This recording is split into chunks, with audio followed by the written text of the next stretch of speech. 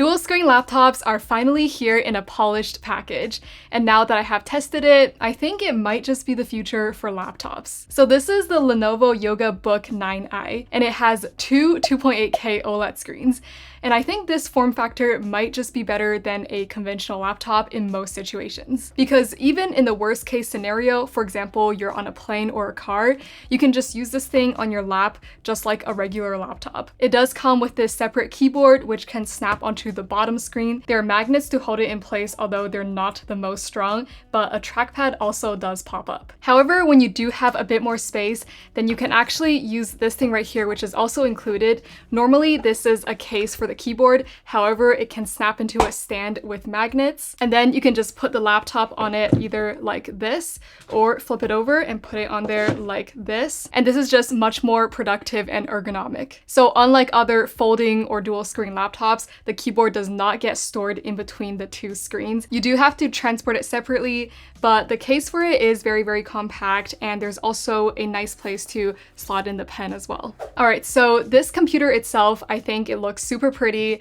I love this color. It's like a shade of teal. There is some Lenovo Yoga branding here, but it is very minimal, not tacky. And the outside is all aluminum. It's also matte. It's pretty good at resisting fingerprints, and it also feels really good in the hands. Now, the Yoga Book is actually a pretty small 13-inch laptop.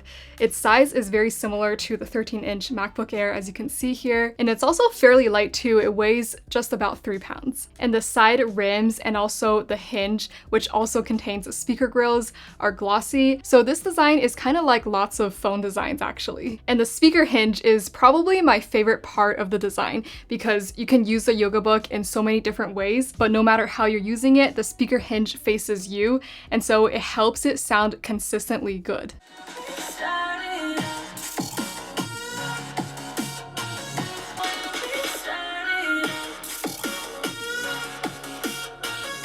I actually think the speakers of this thing sound a little bit better than the speakers in the M2 MacBook Air. And the two screens are both 60 Hz with a 16:10 aspect ratio, which I think is just much more productive and also spacious feeling compared to like a 16:9 screen. It's just much better for displaying a web page. And also when you put it to this vertical configuration, you don't end up with two very narrow screens. So it's a comfortable aspect ratio for both orientations. I definitely think it's worth having a high resolution on these screens because if you draw or write on it, or if you're just using it as a tablet, then you'll probably get pretty close to the screen. And even when I shove my face right up against the screen, I still can't see any pixels.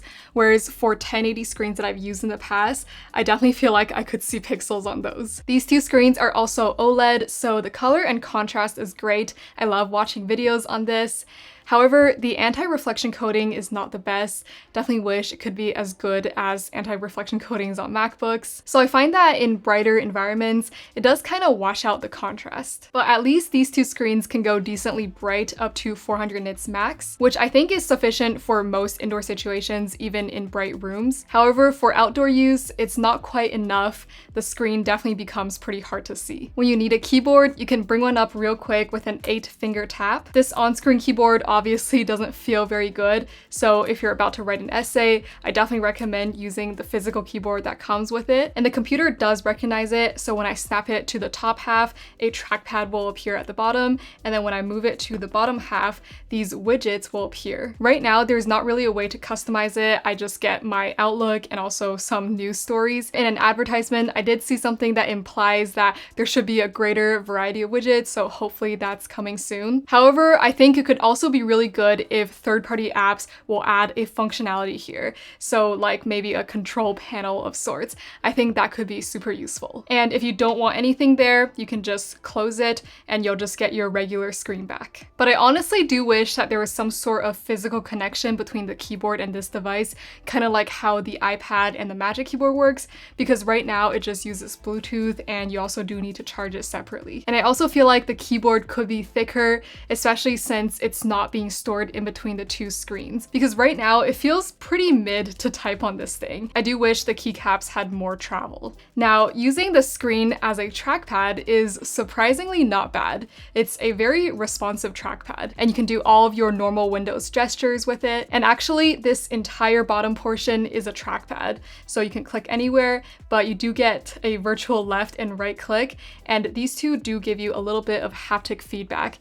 However, I do wish the entire bottom portion would give me some haptic feedback, but at least it has pretty decent palm rejection. What I dislike the most about the trackpad is that it just doesn't feel good. Imagine rubbing your fingers all over your phone screen. I definitely feel more resistance when using the screen trackpad. My fingers don't really glide across it as easily as just a regular matte glass trackpad. And another downside is that it gets hot pretty easily because this is a screen. So honestly, I would just bring a mouse to use with this computer. Using the trackpad for a prolonged period of time is just not a good experience. But also, if you're gonna prop this device up on its stand, then using a pointing device just makes much more sense than only relying on your fingers to touch the screen. I think when you prop it up on a stand, it is tremendously valuable. The top screen is now pretty much eye level, so I don't have to bend down to see what's going on the laptop, and it just makes it so much more comfortable to work on it for an extended period of time. And Lenovo has built in some great software that supports all the two-screen workflows. You can easily bring windows from one screen to the other. Probably my favorite way of doing it is to flick it. By default, a window just shows on one screen, but if you do want it to span across both screens, then you can just do it with a 5-finger tap. I think this can be super useful for reading long documents, or if you just want to use it for fun because it does look really cool. Although shorts do look a bit wacky on this. But yeah, I think this two-screen setup can be great for watching or reading something on one screen while taking notes or just writing on the other. Another use case is you can have a meeting on one screen and then you can have something else to help you pass time on the other. There are also some games that support the dual screen, like Asphalt 9. There's also Modern Combat 5 and Dungeon Hunter 5, although I haven't seen too many others. And when I flip this over, it will rotate on its own, but as you can see, the animation can be a bit glitchy. But I do get 2 vertical screens. This could be great for reading and writing, particularly for longer documents. I also think this setup could be really ideal for coding. You can have your code on one screen and then Stack Overflow on the other. And this way, you'll be able to see way more lines of code and also just content in general compared to having them just side by side on one laptop screen. Now, this setup is unlike a folding laptop in that the screen is not continuous. However, I think this trade-off is worth it because it is at a much lower price point at $2,000. So it's about $200 more than a comparably spec'd M2 MacBook Air. And also this solid glass screen really makes it a whole lot better to write on compared to a folding display. And speaking of writing, so it's also very beneficial to have 2 screens because you can write on one while having your notes or video or whatever else you want on the other. And this is unlike a typical 360 laptop because for those, if you want to have something in addition to whatever you're writing or drawing, then you have to do either split screen or connect to an external monitor. So I think this way is just much superior. And the Lenovo pen that comes with it is pretty good too. It has these 2 side buttons. I like to use it for quick erasing. But one slight issue with the pen is that it's top heavy because there's actually a AAA battery somewhere here. It feels okay to write with it, it tracks pretty well, but compared to the Apple Pencil and the S Pen, this doesn't feel as nice. And of course, you can fold this thing over 360 degrees and use it like a tablet, although it is quite heavy for a tablet. So if you often like to hold your tablet while using it, this probably isn't great for that. But another thing that you can do is to use it in this tent mode. So if you and a friend are sitting across from each other at a table, you can both be watching a video. But a more legit use case that I've seen is to use it like this for giving presentations. And there's a few more specialty features planned for this device as well. One of them is lock screen notes. This is where if I hover the stylus over the lock screen, then I can immediately start writing notes on it. This really reminds me of the screen off memo feature on the S23 Ultra. Unfortunately, this isn't available on this Lenovo laptop yet,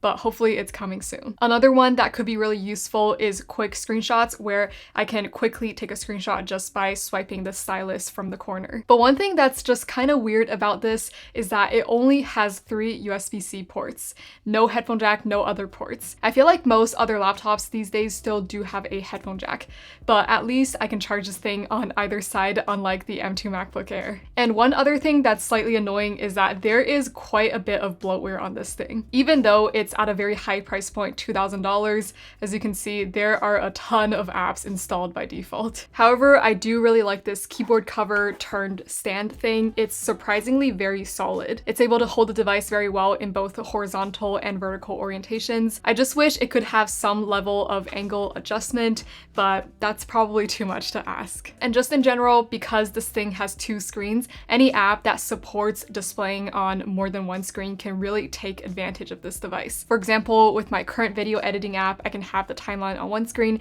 and then my controls or the video itself on the other. That sounds really nice. However, the performance really doesn't keep up here. So now let's talk more about the performance and battery life. With 2 screens, I thought the biggest downside of this laptop is going to be its battery life, but it's surprisingly quite good. Probably partially due to its low power U series CPU and also its massive 80 watt-hour battery.